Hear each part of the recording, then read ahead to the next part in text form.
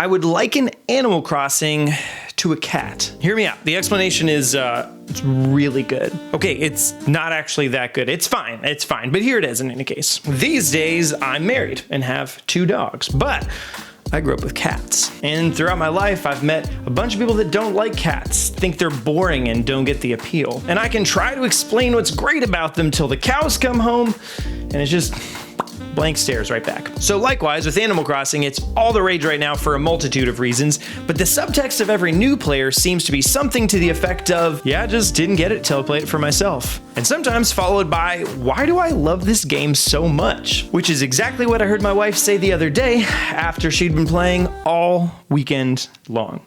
Right next to me, together. We were both playing. And interestingly enough, I saw her try to tell her sister and one of her best friends what's so great about the game, and she just got back one of those looks like you just told someone cats were cool. But without setting up your own island, getting to experience it for yourself, it is hard to get what's so great about Animal Crossing. So all that to say, this is my first Animal Crossing game too, and I'm excited to share my thoughts on what makes this game so great now that I've actually gotten a chance to play it. So as we begin, the moral of the story is, why doesn't my wife like cats?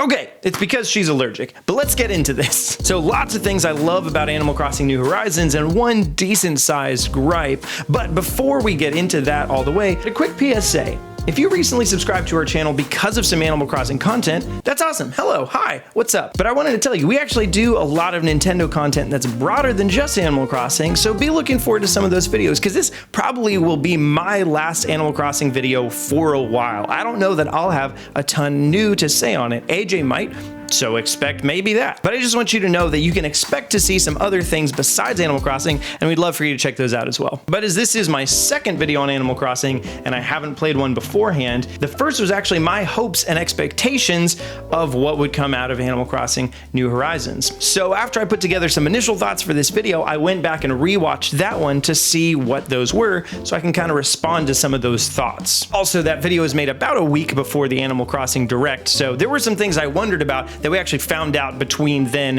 and the game coming out. But in any case, these are my impressions on Animal Crossing New Horizons. So the first and maybe most important thing I want to talk about is something that I thought I mentioned in that video, but didn't really. I did mention that I wanted this to be a game that I would enjoy by myself or with others, whether online, locally, and all that kind of stuff. But one of my big hopes was actually that this would be a game that my wife, Ashley, would actually like and would play. And obviously, you know from the intro that did end up being the case, but let me go into that for a minute, because that's kind of a big deal. So going into this, I did know that there's a larger female to male demographic for these games in general, and I can assume why that would be, but I didn't know necessarily if that would click the same way for my wife, especially because she doesn't necessarily play games by herself all that much. We'll play like Jackbox Party Pack games, Captain Toad, New Super Mario Bros. U, that kind of stuff, and she played Rock Band back in the day, but most of those were communal efforts and nothing single player really focused. We actually had a funny conversation around the first year of our marriage when I was playing like some clicker game or something, and at some point she just turned to me and said, "You really like games, don't you?" At which point I realized not everyone likes games, and that was a weird realization. But when this game launched and I got myself a copy, we got one for Ashley too, and I was just hoping that she'd actually enjoy it and play it. And sure enough, she spent way more time in it so far than I have and is having a blast. And I'll inject some of the thoughts that she's had throughout this video on various topics as they come up. But the one thing that I think is really interesting is just our focuses being really different in the game. I think long way down the road, I'll probably have paid off a lot more of my stuff faster just because I'm gaming the system more. But meanwhile, her house looks dope and mine looks kind of garbage. So the things that we care about within the game are different and our experiences will be shaped by that. So I'm really curious to see what our islands look like 4 months down the road, who has what villagers, what kinds of shops get frequented more, any of that kind of stuff. Needless to say, I'm very glad that she's enjoying the game. She's actually downstairs playing it right now.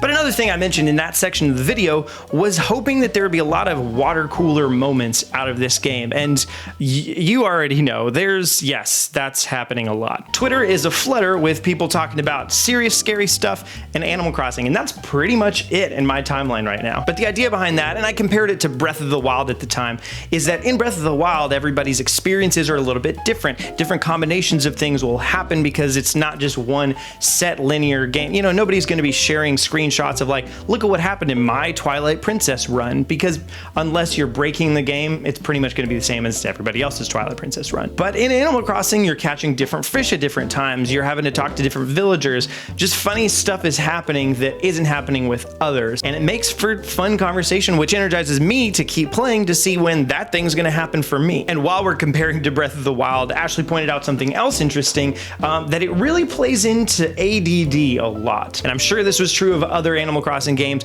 but similar to Breath of the Wild, Mario Odyssey, maybe Stardew Valley, and some other games like that, you kind of start noticing something off to the side. You know, you're walking down to try to build something, and then you notice a butterfly, and it's a new butterfly you haven't caught before, and then you bring it over to Blathers, and it just starts this whole thing. So you've got like 30 different things going on in your mind at the same time. And I find that really enjoyable because it prolongs the experience a bit better. It makes for those like, I can't put it down kinds of moments because you just don't know what's going to happen. And all these things that you do in whatever order end up contributing to your island. Sure, you can do it faster or slower than other people, but it just depends on what you prioritize. And all that definitely answers one of my other hopes going into this, which was that your town would exponentially grow over the period of the game. At the time that I did the video, we hadn't gotten, again, the direct yet, which showed some of the, later towns in more developed communities. Most of what we'd seen was probably still within the first couple days of gameplay, so it was tents, maybe a house at some point, but for the most part, it was pretty desolate and did feel like living on a deserted island rather than a community on an island that you happen to be on. And that's something that I'm really enjoying seeing already, is that my tent is now a second lone house, so that down the road, I actually can look back and be like, wow, remember when it was just a little old tent? What a time. I like the feeling of progression going forward, and that I'm always building towards something, that every cent doesn't just sit and rot away. I actually talked in that video about probably the fact that I'll have all this money from crafting and building all this stuff, but I won't be using it at all. But actually in this, I will be using it because I'm using it to pay back my loans, which is a nice change of pace for me and how I play a lot of games. And on the crafting, I do enjoy it. There's a couple of nitpicks that are a bit annoying. Some of it's slower and more methodical than it maybe has to be, building a flimsy axe to then upgrade it to a better axe and all that kind of stuff. The items breaking isn't the best thing. It's also not that bad. I actually prefer it in Breath of the Wild than in this game for what that's worth, but it gives you incentive to have to craft things and use some resources, and probably keeps it better balanced than if they didn't have that implemented. It also just adds a small element of tension. Like, it's not that bad. If you're just going around catching butterflies, then cool. But if you're going around catching butterflies and at some point you may break your flimsy net, there's some tension there. And that's kind of nice. So I'll be interested to see how I feel about some of this stuff way down the road when I've got better equipment even than the pretty good stuff, when it doesn't break, really ever. And that would actually add more tension maybe, because you just never know when it's going to happen. Whereas now I just keep going back to flimsy stuff, so I know it's going to break any minute all the time. Which the crafting stuff also kind of leans into progression of the game in general, and not in the ways that I've talked about before, but I actually appreciate that the mechanics of the game progress over time as well, where talking to Blathers the first couple times is really slow, where you have to give him every item one at a time, but the process gets kind of expedited a bit later when you can give stuff in bulk. I'm curious if this happens with more stuff over time. I don't really know. I'll kind of just find out, because right now it is still kind of annoying to have some things have to be crafted one at a time, or buying things just 5 at a time, or moving, there's not a lot of bulk stuff. But then again, that's kind of part of the game, is just the slow and methodical stuff. So I'm not mad about it. It would just be easier to streamline it. But so far, I like the way that things have started to streamline more and more over time. And that efficiency reminds me of another thought that I had in the video, which was the hope to not have a stamina system. I likened this to Stardew Valley because there is one in there, but I really didn't want a stamina system because, you're playing this in real time and that kind of thing. And there's not one. So, pretty straightforward there. It's just good that we don't have one. The stamina system honestly is kind of the crafting system to some degree. Each item has durability, and then the island itself has a bit of stamina in that, once you get wood out of every single tree, then you can't get more wood for that day. Those kinds of things. But in general, it's really organic that way. No, I mean, pun a little bit intended, retrospectively. And within the island, I'm quite enjoying the way that they're doing the villagers. I was curious about this on the front end. I wanted them to feel dynamic and not like every time you go up to one of your village. Curly is one of mine, and he's real nice. I like him a lot. But it's not like a lot of other games where you go up and they have the same exact dialogue every time you talk to them. It changes every day, and by the third time you talk to him in a day, it's different from the first time. So it feels like the island is responding to you. I actually got stung by a wasp, walked up to one of my other islanders, and he was like, "You look disgusting and gross." I was like, "Yes, I do." And you know, like the flavor text for fish, that feels like the same kind of thing. Everything feels really well crafted within the game. There are some things that are a bit slow, like Blathers always talks about how he doesn't like bugs, but you know, that's whatever. It's not a big deal. It's just small things. Overall, I really like the way they did the world, and that'll probably just keep on going as I meet more villagers. I've invited 3 to my island so far, so we'll see what happens. And then the last thing, until I get to my one gripe, the music. I'm quite enjoying the music so far,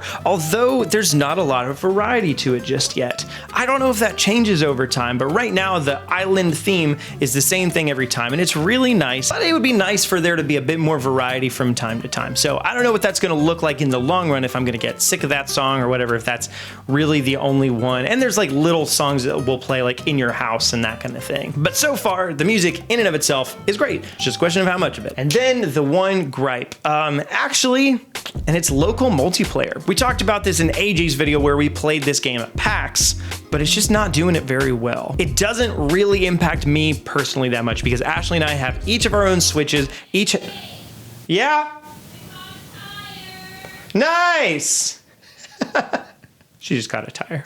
Have our own Switches and each have our copies of the game so we can visit each other's islands from within that. So that's all right.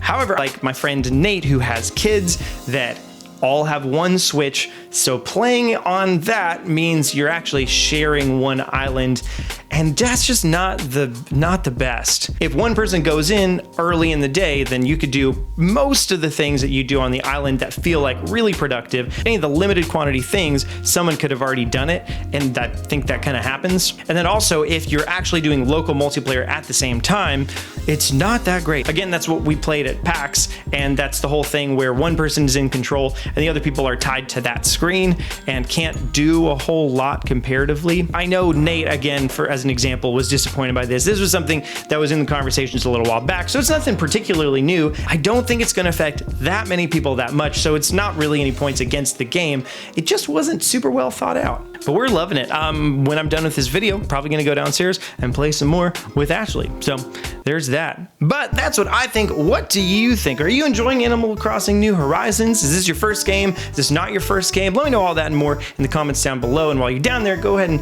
leave a like on the video and subscribe to fanatixfour for more content like this every Tuesday and Thursday from me and AJ right here on fanatixfour. And also some of those comments that you leave will bring them to our podcast directly to you, which is every Saturday at 10 a.m. Eastern time. That's youtube.com/directly to you, or it's also on all the podcasting services and all that stuff. So it's a good old time.